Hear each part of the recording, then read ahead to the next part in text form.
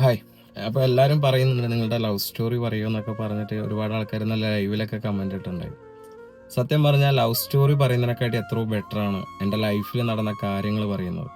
അപ്പോഴാണ് എൻ്റെ ലവ് സ്റ്റോറീൻ്റെ പ്രാധാന്യം എന്താണ് എന്നുള്ളത് നിങ്ങൾക്ക് മനസ്സിലാവും. ലവ് സ്റ്റോറിനെ പറ്റി പറയാനാണെങ്കിൽ എൻ്റെ ലൈഫിൽ എനിക്ക് 2 പ്രണയം ഉണ്ടായിട്ടുണ്ടായിരുന്നു. ഈ 2 പ്രണയത്തിലും എനിക്ക് നഷ്ടമായിരുന്നു എന്നുള്ളത് മാത്രമാണ്. സത്യം പറഞ്ഞാൽ അതൊരു കഥയല്ല, ഒരു ജീവിതത്തിൽ അനുഭവിച്ച പാഠങ്ങളാണ് എന്നുള്ളതാണ് സത്യം.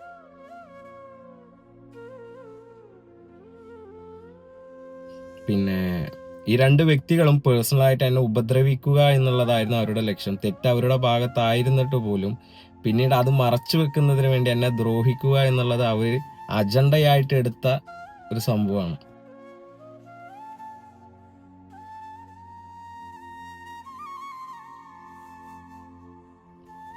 അതിൻ്റെ ഇടയിലാണ് എൻ്റെ പുതിയ പ്രണയവും എൻ്റെ കല്യാണവും അതേപോലെ ഹാപ്പി ആയിട്ടുള്ള ലൈഫും കാര്യങ്ങളൊക്കെ കടന്നു വരുന്നത്. സത്യം പറഞ്ഞാൽ അവിടെയാണ് സത്യം പറഞ്ഞാൽ ആ ലൈഫിനെ പറ്റിയാണ് നിങ്ങൾ ശരിക്കും അറിയേണ്ടത്. കാരണം എൻ്റെ ആ 2 പ്രണയത്തിൽ എനിക്ക് സംഭവിച്ച തെറ്റുകൾ അല്ലെങ്കിൽ എന്നെ നേരിട്ട ക്രൂരതകൾ എന്തൊക്കെ ആയിരുന്നു എന്നുള്ളത് നിങ്ങൾക്ക് ഞാൻ പറഞ്ഞുതരാം. ഓക്കെ. ഞാൻ ജീവിതത്തിൽ പഠിച്ച പാഠങ്ങളിൽ ഒന്നാമത് പഠിച്ച പാഠം എന്താണെന്ന് വെച്ച് കഴിഞ്ഞാൽ, കൂടെ നിൽക്കുന്നവരാണെങ്കിൽ പോലും കണ്ണടച്ച് വിശ്വസിക്കരുത്. ഇന്ന് ചിരിച്ച് നമ്മളോട് പ്രതികരിക്കുന്ന അല്ലെങ്കിൽ നമ്മോട് സംസാരിക്കുന്ന പേര് പോലും പിന്നീട് നമുക്കെതിരെ പാര വെക്കുന്ന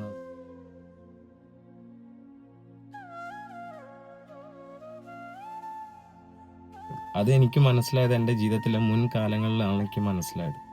ഒരാളെപ്പോലും സ്വന്തം നിഴലിനെ പോലും കണ്ണടച്ച് വിശ്വസിക്കരുത്. കാരണം പിന്നീട് അവരായിരിക്കും നമ്മളെ ഏറ്റവും കൂടുതൽ ദ്രോഹിക്കുകയും നമ്മളെ വേദനിപ്പിക്കുകയും ചെയ്യുന്ന ചിലർ. കള്ളങ്ങൾ മാത്രം പറഞ്ഞുകൊണ്ട് അല്ലെങ്കിൽ അസത്യങ്ങൾ മാത്രം പറഞ്ഞുകൊണ്ട് അത് നമ്മളെ നന്നായി വേട്ടയാടിക്കൊണ്ടേയിരിക്കും, അല്ലെങ്കിൽ അവർ ക്രൂശിച്ചു കൊണ്ടേയിരിക്കും. അതെനിക്ക് മനസ്സിലായത് എൻ്റെ ജീവിതത്തിൽ നിന്ന് മാത്രമാണ്. കാമുകി എന്ന് പറയുമ്പോൾ ചിലപ്പോൾ നിങ്ങൾക്ക് തോന്നും കാമുകിമാരാണെങ്കിൽ പോലും അത് വ്യത്യസ്ത കാലഘട്ടങ്ങളിലായിരുന്നു എന്നുള്ളതാണ് സത്യം. എല്ലാം ഒരുമിച്ചല്ലായിരുന്നു. ആദ്യത്തെ പ്രണയത്തെ പറ്റി പറയായിരുന്നെങ്കിൽ ഒരു നീണ്ട കഥകൾ തന്നെയുണ്ട്.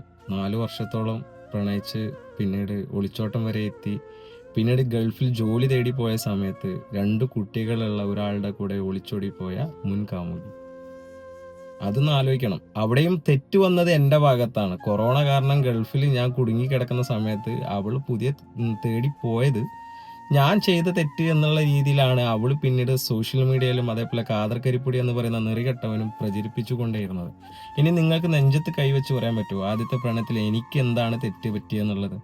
കൊറോണ എന്ന് പറയുന്ന സാമൂഹിക വിപത്തായിരുന്നു. ആ വിപത്തിൽ ഞാൻ ഗൾഫിൽ കുടുങ്ങിപ്പോയി, എനിക്ക് വരാൻ പറ്റിയില്ല. അതൊരു തെറ്റാണോ? ആ തെറ്റ് കണക്കാക്കി 21 വയസ്സ് മാത്രമുള്ള ഒരു പെൺകുട്ടി, അന്ന് 20 തോന്നുന്നുണ്ട്, 20 മാസം മാത്രമുള്ള പെൺകുട്ടി 39 വയസ്സുള്ള 2 കുട്ടികളുടെ താമരശ്ശേരി അണ്ടോണയിലുള്ള ആഷിഖിന്റെ കൂടെ ഒളിച്ചോടി പോകുന്നു. അവിടെയും കുറ്റമാർക്കാ? എനിക്കാണ് കുറ്റം, അല്ലേ? വല്ലാത്ത കാലം. അതും കുറ്റം ചാർത്തപ്പെട്ടതാരാ? കാദർ കരിപ്പൊടി എന്ന് പറയുന്ന തന്തയില്ലാത്തവൻ. അവനാണ് കുറ്റം ചാർത്തി തരുന്നത്. ഞാനാണ് തെറ്റുകാരൻ. ഇവിടെ എവിടെയാണ് ഞാൻ ചെയ്ത തെറ്റ്? നിങ്ങൾക്കൊന്ന് പറയാൻ പറ്റുമോ ഞാൻ ചെയ്ത തെറ്റ് എന്താണെന്നുള്ളത്?